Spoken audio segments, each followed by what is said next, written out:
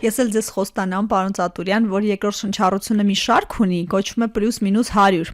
Այդ շարքի շրջանակում 100-ին որ մոտենաք, ես արդեն կգամ ձեր տուն։ Ուզում եմ, որ մտքի նույն պայծառություն ունենաք այդ ժամանակ։ Սպասի, երբեմն չես գալի տուն։ 100-ին մոտ, որ 100-ին մոտենաք, դուք կգաք տաղավար, եթե դուք կգաք։ Ես Դե տեսեք, պայմանավորվել եք, ասել եք, անելու եք, պարոն Ծատուրյան։ ասում եմ էլի։ Մանավանդ որ վահի չեմ վախենում։ Երբ որ կլինի կնի։ Ցանկից ձեզ հանելու են։ Պարոն Ծատուրյան, որ ժամանակը հետ տալու հնարավորություն ունենայիք, ձեր կյանքի որ փուլում ինչ կփոխեիք։ Մի բան կփոխեիք։ Չէ, այդպես խելոք բաներ ես չեմ հասկանում։ Դե մենք ենթադրենք հնարավորություն է։ Էլի կյանքը կնացել է լավ անում, սենցա կնում։ Բայց ես կուզենայի, որ վերադառնա 50 թիվը։ Ինչի՞։ Որտեւ երեխա է, երջանիկ։ Իմ այդ այցիկները, բաները փոքրիկ բան են, հորտուկները ոնց են թռնում, վազում, բան, երջանիկ ես ստեցի։ Եվ ապրում էինք պապիկի, տատիկի, հայրիկի, քերիների Մեծ Գերդաստանով 13 հոգով 4 սենյականոց բնակարանում պրոսպեկտի վրա։ Ես էլ որ առաջնիկն էի տատիս պապի մոտ շատ սիրված եք եղել։ Այ, բոլորիցնով էի սպաղված։ Ես էլ հորտուկի պես պատմում էի, չնայած հիվանդոտ էլ էի անգինա բանման։ Եվ անընդհատ հիշում եմ մի տեսարան, որը այդ ժամանակվանից տպվել է, լուր խելոք բան չեմ ասել։ Ես մի հատ լավ խալի ունեիք պատին խփած, արևը մի ժամանակ գալիս էր, որ պետք է մայր մտնի, գալիս էր մի կետով այս խալու վրա կենտրոնանում էր, ու այդ գույները, այդ ինչ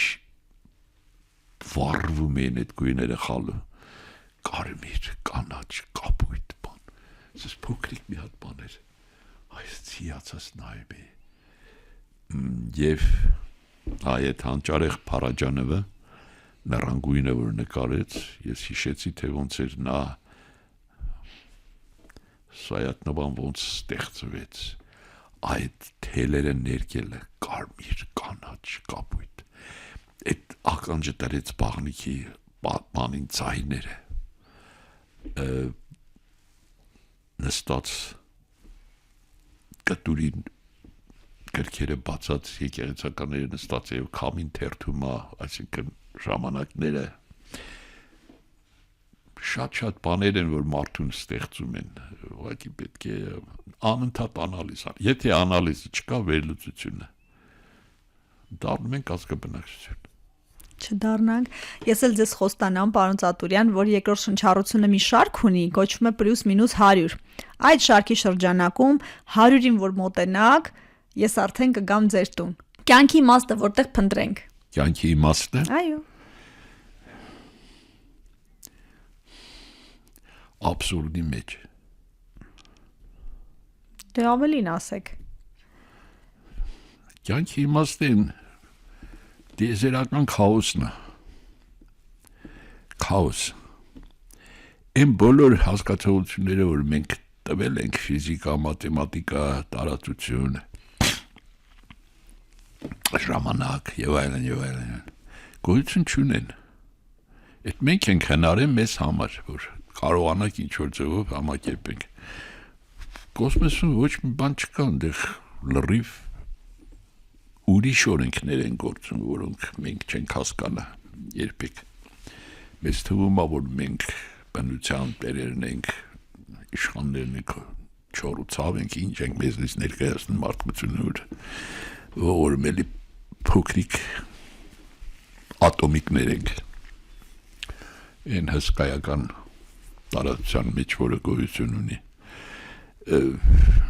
Երջանկությունն էլ ենք մենք հնարել, չկա տենց բան։ Կա պահեր երջանկության, ուղղակի արկայծումներ, թե չէ ընդհանուր երջանիկը որն է։ Այն միլիարդատերն էլ երջանիկ չի նայել պետք է այդ պահի հաջորդ միլիարդն է ուզում հաջորդ միլիարդներն է ուզում անիմաստ տեղը որտեղ մեկը վերջում մեկը երկուսի վրա է ճամփին ինձ ասիկ մահից չեմ վախենում չէ մահն ինչա որ վախենամ թքեմ ես մահի վրա Մարտահրավեր եք նետում իսկ առողջ ապրելակերպ վարում եք վարել եք ճիշտ համարում եք այդ շատ լավ բան է բայց չգիտեմ այդ որն է ես ահավոր առողջ եմ ապրում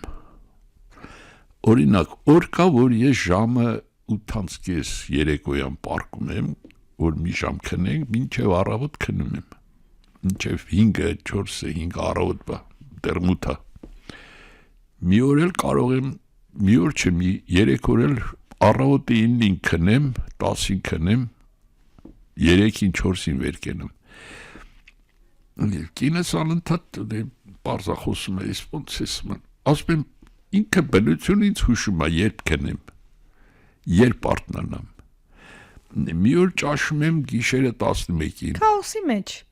հա մի օր ճաշում եմ ցերեկը 4-ին մի օր էլ ընդհանրապես չեմ ուզում ճաշեմ չէ ախոշակ պետք է հետևես այն իմպուլսներին որոնք քեզ կյանքը տելադրում է մնացած ամբողջ այդ սուտ բաները այդ դուք օրերս ռեժիմ բան դե դուք ձեր փորձն եք ասում դուք օրերս ձեր տարեդարձներ բոլորին խոստացաք որ 100 տարեկան եք դառնալու երկարակյաց համարում եք ձեզ արդեն համարեք իմ նախատատը ապրելա 117 տարի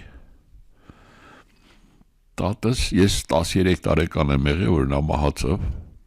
եւ ես հիշում եմ այդ թաղումը մատենադարանից մենք պրոսպեկտի վրա էինք ապրում մինչև մեր տունը որ 10-րդ ապտեկաներ բաներ շուկայի մոտ են լեպլեցուն ժողովուրդ էր եւ ես ապշում եմ հետքան ժողովուրդին չեն եկել հետո ինձ պատմեցի որ տատը եղել է որբերը հավաքել կերակրել բանարել դիկին աշխեն հայտնի անձնավորություն է եղել մի հատ տուփա ունեցել որբերի համար հավաքել է ժողովուրդը տվել են կանչել է իրանց տուն սեղանները գցել կերակրել բան մի խոսքով եւ այդ բանի ժամանակ Ավետիք Իսահակյանն է եղել ինձ պատմեցին որը ասել են մեքենա նստացնենք մինչև Թոխմախ ասել է չէ ես ոտոպտի գնամ տիկին աշխեն հետևից որտեղ ինքն է եղել այդ որբերից հետո պարզվում է մի խոսքով շատ 117 տարի տատս ապրեց 92 տարի մայրս 86 այդպես ոնց է իջնում դե ես էլ մի չեմ անում արդեն ասել եք 100 էլ թիվ չփոխեք հա չէ հալա ես 81 եմ մայրս 86 է դուք ձեզ բախտավոր պիտի որ համարեք որովհետև ասում եք դիեզերական օրենքներից մտածում եմ այն որ տատին օրհնում են այդ օրհնանքից էլ ձեզ հաստատ բաժին է հասել, որտեվ սերունդներով են օրհնում, երբ որ օրհնում են, համել ձեր հայրը ձեր համար թատերական աշխարհում արդեն ճանապարհ բացեց, ձեր ճանապարհները դժվար չեն եղել։ Հայրս փակեց ճանապարհս։ Ոնց փակեց։ Չէր ուզում որ դառնամ ռեժիսոր։